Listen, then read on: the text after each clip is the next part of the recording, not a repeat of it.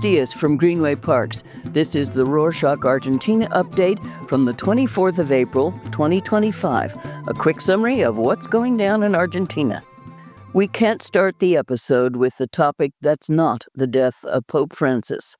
Jorge Bergoglio, originally from the Flores neighborhood in Buenos Aires, passed away on Monday the 21st at 88 due to a stroke and heart failure.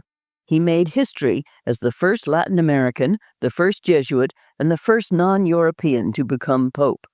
Starting in 2013, he brought a fresh, reformist energy to the Vatican. He was known for his simple lifestyle, outspoken stance on climate change, economic inequality, and his efforts to modernize the Church's approach to LGBTQ+ rights and women's roles. In Buenos Aires, thousands came together to honor his life, both in Flores and across the city, for prayers, masses, and tributes, with landmarks like the obelisk and planetarium lighting up in his memory.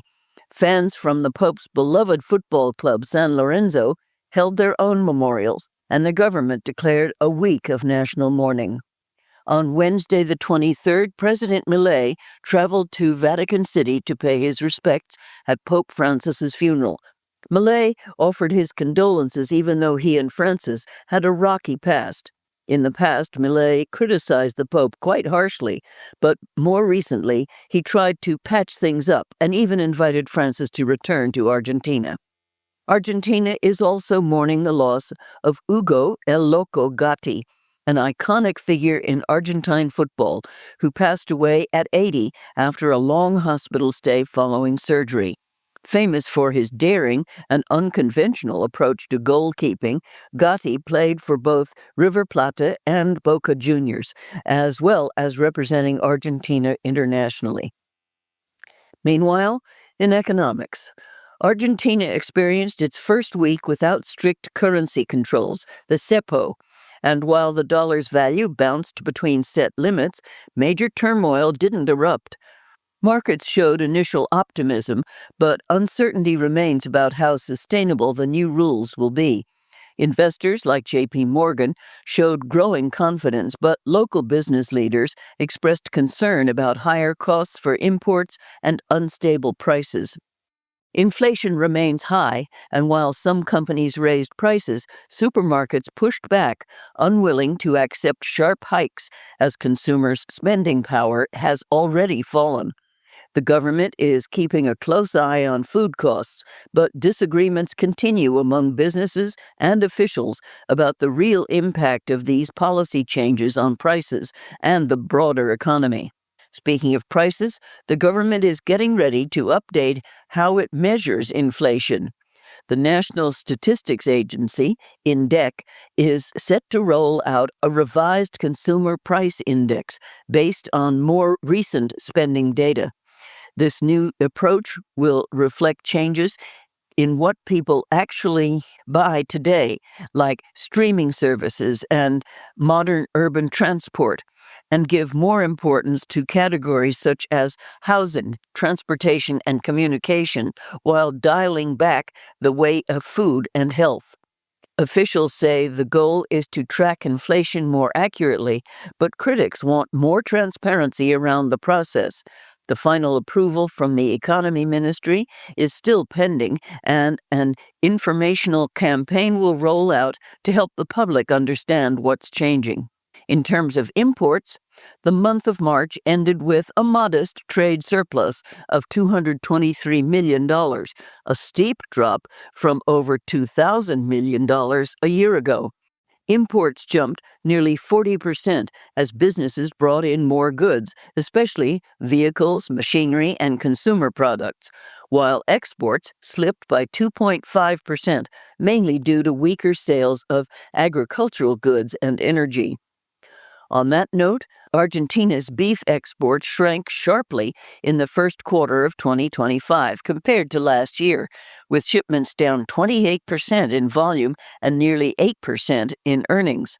March figures were even more stark, showing significant declines from both the previous month and the year before.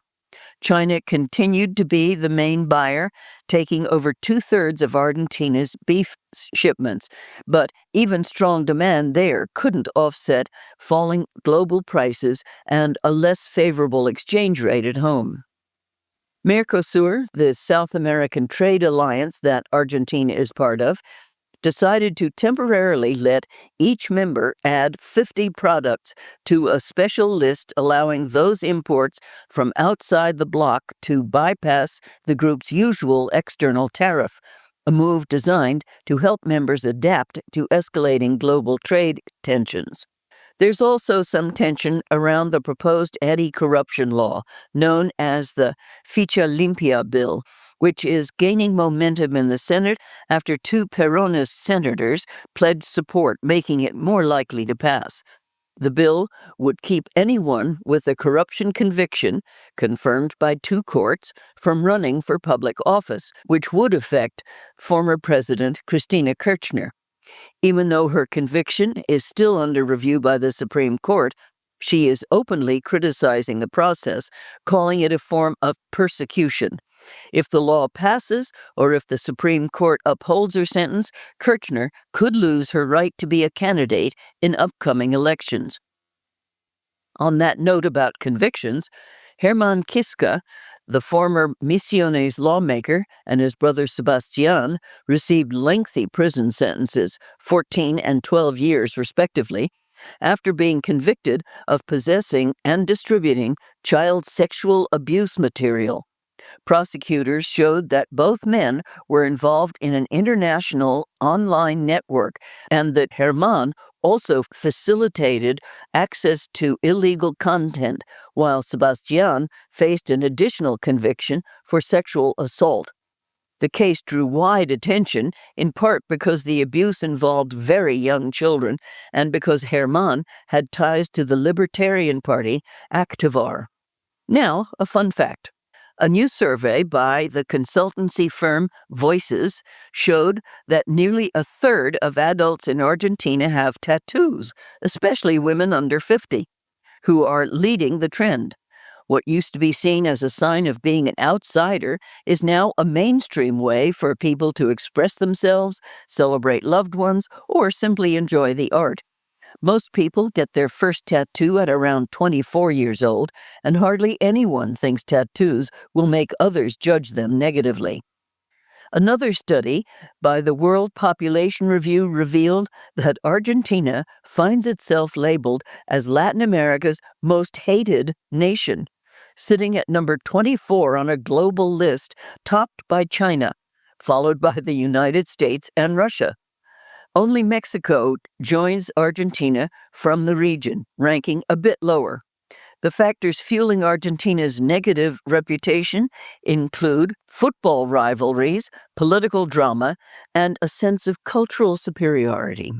In other news, during this year's Easter weekend, about 2.7 million people traveled across the country, spending more than 700 billion pesos in total.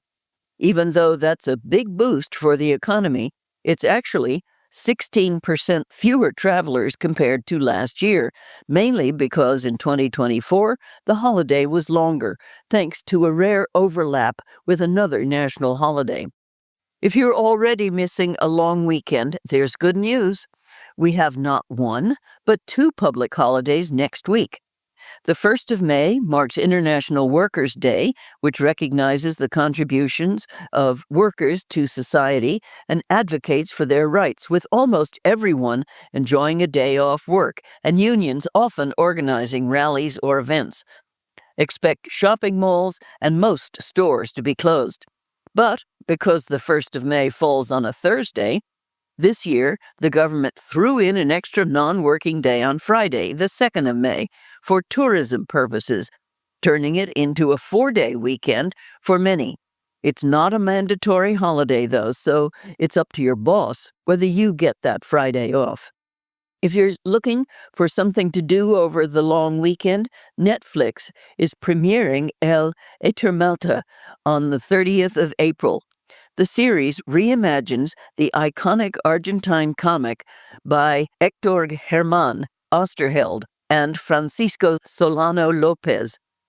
Across 6 episodes, director Bruno Stagnato and a passionate production team put years of work into faithfully recreating the story of Juan Salvo, now played by Ricardo Darín, an ordinary man caught up in a deadly alien invasion after a catastrophic snowfall blankets Buenos Aires. And that's it for this week. Thank you for joining us. Got any feedback? Send us an email at info@rorschach.com and help us make our updates better. Nos vemos la próxima semana.